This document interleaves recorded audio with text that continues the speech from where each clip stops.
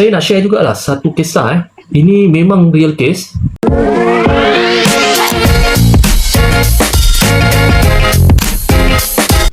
Rumah lelong ni, husband bekerja, wife dia tak bekerja.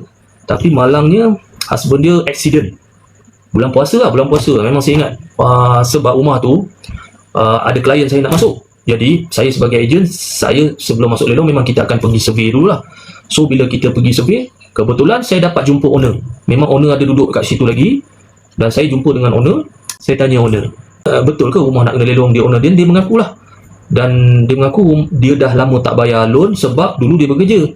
Tapi sebabkan dia accident, masa bulan puasa dia pergi bazar Ramadan, dia accident, kaki patah berapa, lepas tu dia dah tak fit untuk bekerja. So malangnya memang dari situlah start masalahnya. Dia dah tak boleh nak bayar ansuran rumah.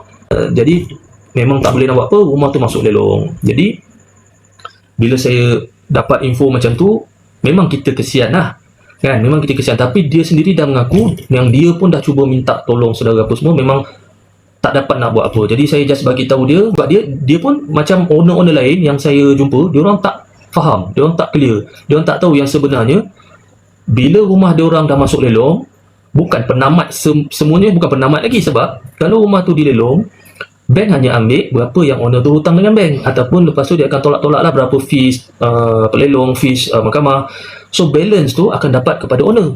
Dari situ barulah owner realise. Dari situ baru owner realise. Sebelum ni tak ada pun orang yang bagi tahu dia. Jadi saya sebagai ejen, saya jumpa dia, saya beritahu dia, bang, abang tak perlu risau, loan abang berapa, reserve price berapa. Kalau memang abang dah tak boleh selesai, then kita tengok je, kita pantau tengok berapa harga lelong tu jual. So abang just boleh standby untuk terima surplus tu. So dia pun okey lah, dia tenang. Lepas tu ada satu lagi, yelah separuh dia bila rumah kena lelong, dia orang tak nak deal apa-apa lagi dah kan. Tapi macam ni, kita dapat masuk rumah, kita dapat tengok condition rumah tu. So korang nampak tak? Dari situ saya sendiri advise klien saya, bid rumah tu maksimum yang boleh. Sebab apa? Sebab bila kita dah masuk rumah, kita dah tahu dah tengok condition rumah tu macam mana. Sebab rumah lelong ni kan biasanya tak boleh tengok dalam kan. Tu kita boleh masuk dalam, kita deal dengan owner, dan kita tahu berapa max yang kita nak pergi. Kalau kita tak tengok rumah kondisi dalam, kita mungkin takut. Contoh, reserve price dia 200,000, takkan kita nak bid tinggi sebab kita takut juga kalau ada banyak benda nak kena repair apa semua kan. Tapi kelebihan dia, kita dapat masuk rumah, kita dapat tengok condition. Jadi ejen kita sebagai klien yang nak beli rumah lelong ni, kita yakin kan. Jadi kita boleh put maximum bidding dekat situ.